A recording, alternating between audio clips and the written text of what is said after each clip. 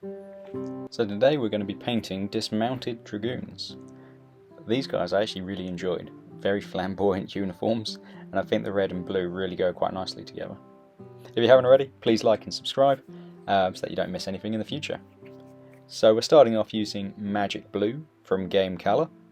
As you can see, it is quite bright, but that's good because we will be dulling them down later on using a dark wash, so don't worry about it at this stage. I'd say the paint range from Game Color is very good. Overall, I haven't had any issues with them. They've got good pigment count, cover nicely, don't dry out. So if you are thinking about buying some new paints, I would say give them a try.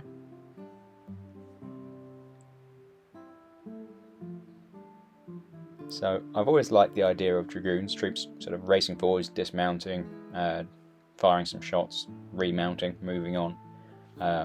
Something that, although they did do during the Napoleonic Wars, you don't hear about it as much, whereas you do hear about it quite a lot in the sort of the English Civil War, 30 Years' War, that sort of period. And then you hear about it quite a lot, I guess, when you go back onto the American Civil War. Troops racing around on their horses, dismounting, firing, remounting, and getting out. Just interesting, you don't hear too much about it. Is it, if you know, is it that they went out of fashion doing that during the Napoleonic Wars, or is it just that they didn't do it in the larger battles and that's why it's not really reported as much? Yeah, interested. If you know, let me know, please. Thanks. So next up, we're doing the tunic itself. So this is System 3 Crimson Red. It's just a craft paint. You could probably use any paint that you could find in your local store, or a branded colour if you have one. For me, this is what I had to hand, and the more I use it on the more miniatures, I'm not sure quite what to say, other than although it's not perfect, it is growing on me because it does the job nicely, and then when you actually put washes on and you build it up, you actually get a good look at the end. So perhaps it's more of a product that you have to work, but then it's quite rewarding, is probably what I'm trying to say, in a very rambly way.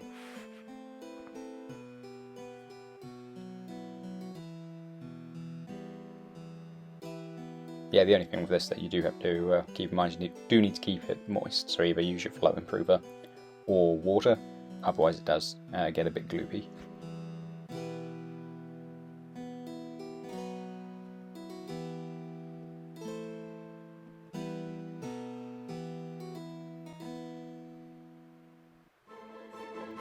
So next up we're using Leather Brown from Game Color, and we're going to use this to go over the muskets and anything that would be brown. So some of them you could give them brown boots. Some of the figures have the gunpowder pots. Someone did tell me the name of them, and I can't remember what it was now. But yeah, the gunpowder pots, they can be brown. So yeah, anything that you can see on the miniatures that you think would be brown or wood, hit it with this.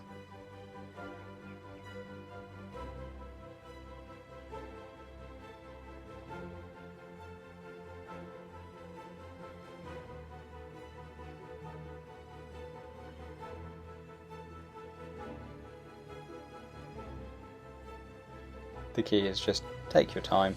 With the first two colours, it doesn't matter too much if you splodge over a little bit onto something else.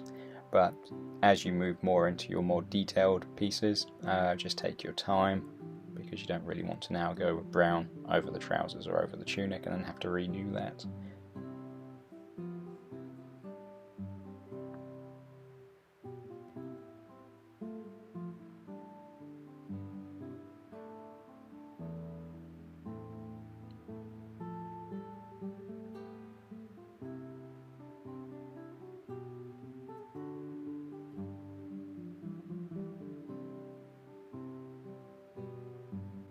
So next up we're going to do their flesh, and we're using flat flesh from Tamiya Color for this.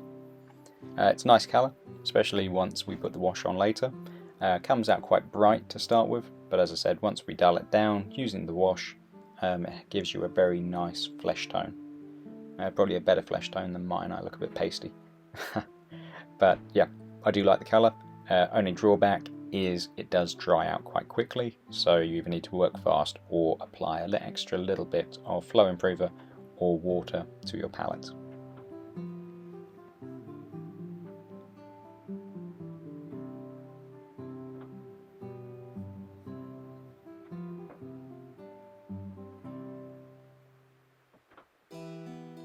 But yeah, just take your time.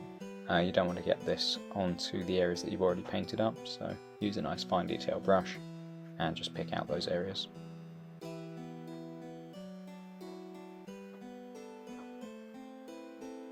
Next up we're going to do all the metal work, and we're going to use silver for that. That's silver from Game Colour. This is the colour. It does flow pretty nicely.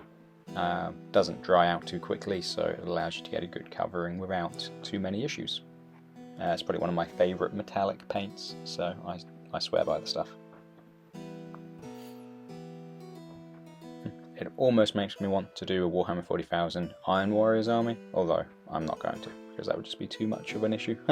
But that's how much I sort of would praise this colour. It is very good. So let me know down below if there's any regiments that you would like me to paint up, any specific colour schemes or named regiments, and I can do that for you guys. So yeah, just keep me posted on what you want to see and I can make sure it happens. Anyway, so we applied the dark wash over the entire miniature, and then we used the original colours to go back and highlight. And overall, I'm very happy with the way these guys turned out.